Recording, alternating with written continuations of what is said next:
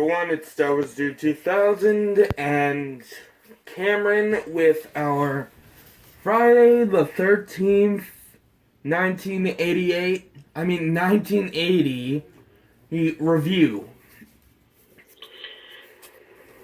Yep, I feel like you might be a little bit more prepared for the synopsis than myself.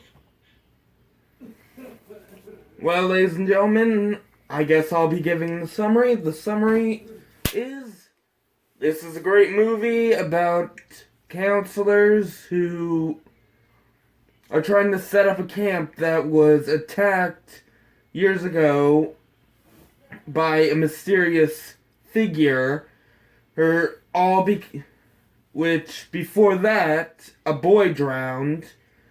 But now we follow the story of the main characters, which are the counselors, as they get picked off one by one by our mysterious stranger once again.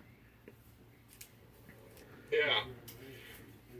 Yeah, no, it's a great, solid horror film. Sean Cunningham, he worked with Wes Craven on Last House on the Left. And his inspiration for Friday the 13th was John Carpenter's Halloween. He wanted to take either a holiday or a specific day and turn that into a horror franchise. And he struck gold with this film. I read somewhere like that the budget was around $550,000, but then it grossed over close to $60 million. So it definitely made a lot more money than they had put into it. But I believe this was also Kevin Bacon's first film, which a lot of actors and actresses, they get their start in horror films, like Johnny Depp in A Nightmare on Elm Street. Right. Even though I'm not sure it was his first film, but let me get to my facts. This was written by Victor Miller, directed by Sean S. Cunningham. It was also produced by Sean S. Cunningham. The music by is Harry Manfredian, or Manfreden. I don't know how to say his name, even though I've heard it about 1,000 times. The production companies were Georgetown Productions and Sean Cunningham Films. The distribution was by Paramore Pictures and Warner Brothers.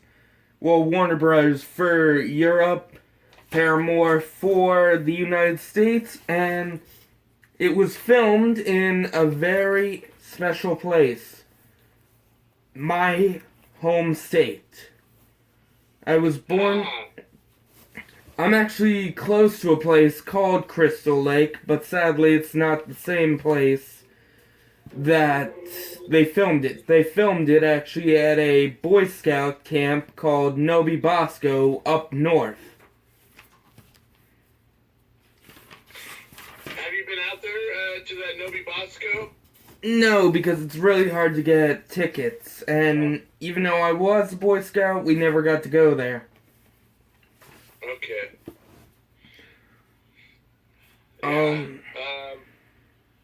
So,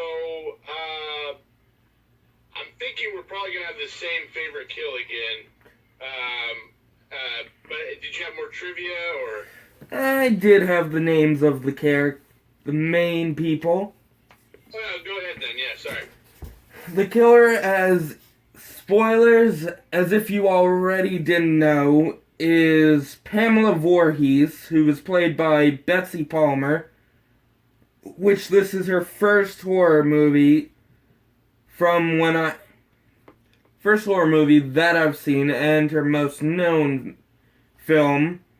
Young Jason is played by Ari Litterman, who, actually a funny story is, he owns a band, or is a part of a band called First Jason. Which makes sense, because he did this when he was a 10 or a teenager. And I heard it was a really cold day, and he was used to cold weather because he, like all dumb kids, they swim in cold water for fun. Yeah. Alice, the final girl, is played by Adrian King. Jake is played by everyone's favorite. Round of drum roll, please. Kevin Bacon.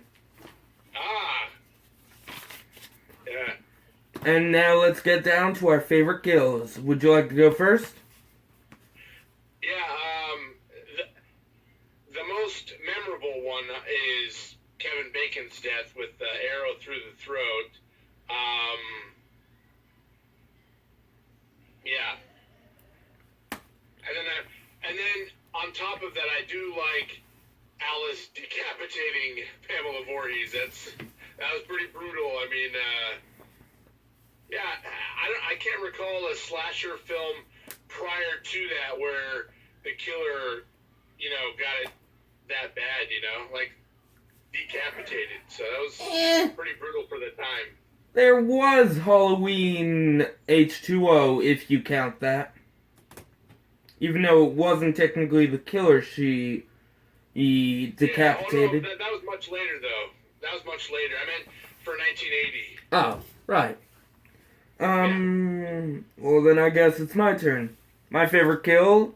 Hard to choose, but I have to go with Kevin Bacon's death. Which, actually, I heard that,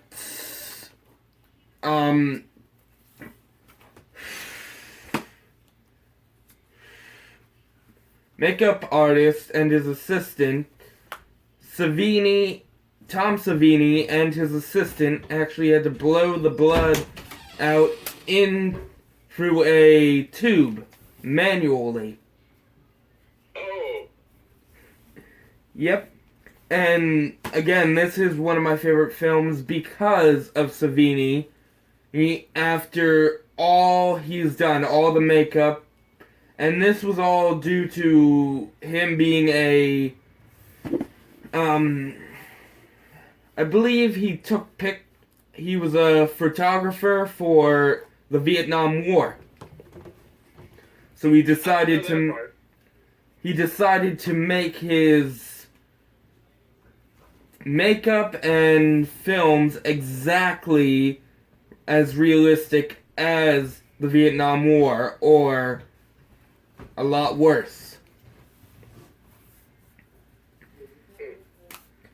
And my least favorite kill is Claudette, also known as the girl from the beginning, just death by flash, as everyone calls it. Just, and we never get to see what happens to her. All we know is she died. I mean, at least we get to see her boyfriend or the guy she was gonna have sex with.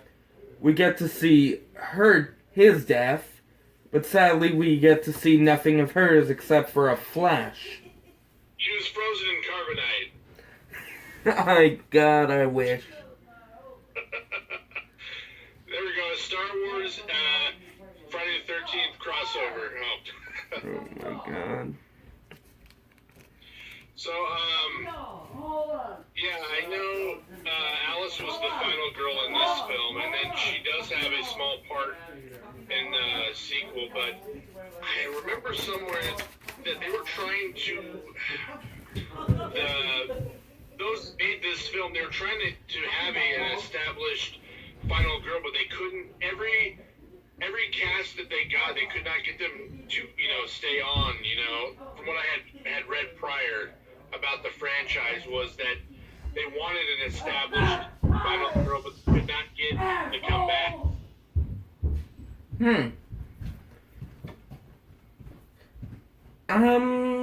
So I guess we should get into our overview. Get into what? Our overview.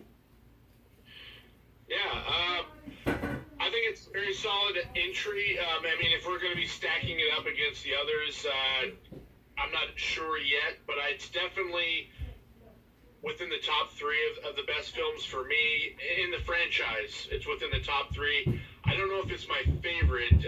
That's not my favorite Friday the 13th film, but I just like the eeriness of it. And, Pamela Voorhees, she's psycho, but you can kind of understand where she's coming from a little bit. She's a slightly sympathetic character. I mean, her son did die, and so when there are some type of slashers that are just pure evil. Pamela Voorhees is not that. She is, somewhat sympathetic of a killer. So. Right, even though she did go a little crazy, and if you've ever actually played the Friday the 13th games, you'd actually hear on Pamela's tapes how much she lost it after Jason died. How she would threaten so many people, so many cops, so many counselors. So, kinda, she loses that sympathy effect after listening to all those tapes. Yeah. But yeah, I'm gonna have to agree with you. It's not my favorite. It's not the worst. I mean, it did have a good concept. It did create one of the best... It started one of the best franchises by far, in my opinion.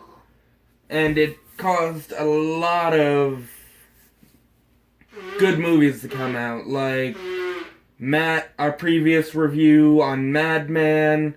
Yeah, I mean,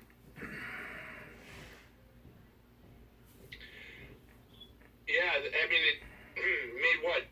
They made 10 more sequels after this. And then, you mentioned Madman.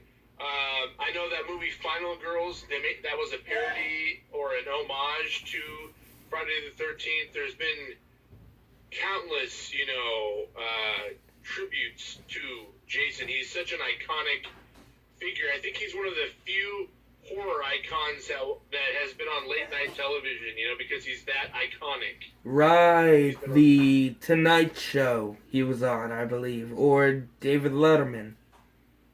Yeah. So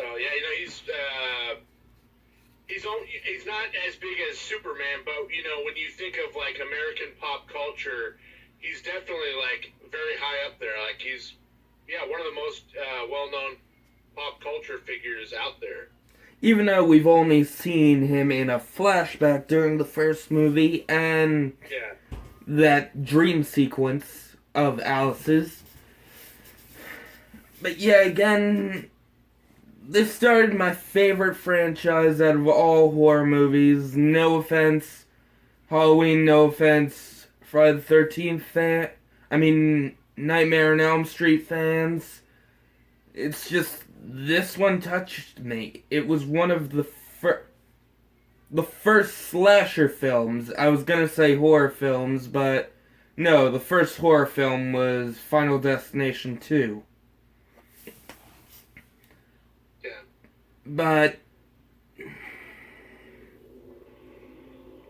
honestly, I can't say enough about this that would do it justice. And there was that one fact that I just remembered. This was inspired by Halloween. Sean S. Cunningham wanted to do something interesting to the effect of Halloween, so he decided, like you said, pick a holiday, pick a date and go with that. Pick a location, he picked a camp. John Carpenter picked a suburban town, so thank you, John, for inspiring one of the greatest franchises. Yeah. So, from here, we're going, I'm guessing, next week, part 2, huh? Yep. All right. Yeah. I bite my tongue, and because I got a lot to say about that one. Good things, but yeah. Right. So, should we end the video? Sounds good. Oh, Yeah, I wait, think we're off to wait. a good start. Our rating. Our rating. We forgot about our ratings. Okay. I'm giving it a 10 out of 10. Wait. Okay. An 8 out of 10. Because again, it's not my favorite out of the franchise. I'm putting it at 8 out of 10 as well. It establishes a great franchise. Pamela Voorhees is, she's a serviceable killer, but she's just not as iconic of a figure as Jason. So if they had not made sequels, this could be kind of a somewhat forgettable film if they hadn't moved forward. So it's a good movie, but I think the sequels are a lot stronger entries. Right. And so this has been our review on Friday the 13th. Next week, you heard it here, we'll be doing Friday the 13th Part 2. The movie where we finally get to see Jason, and this has been us talking about this great movie. Hope you enjoyed the video. Don't forget to comment if you have any ideas. Like the video. Subscribe if you haven't already.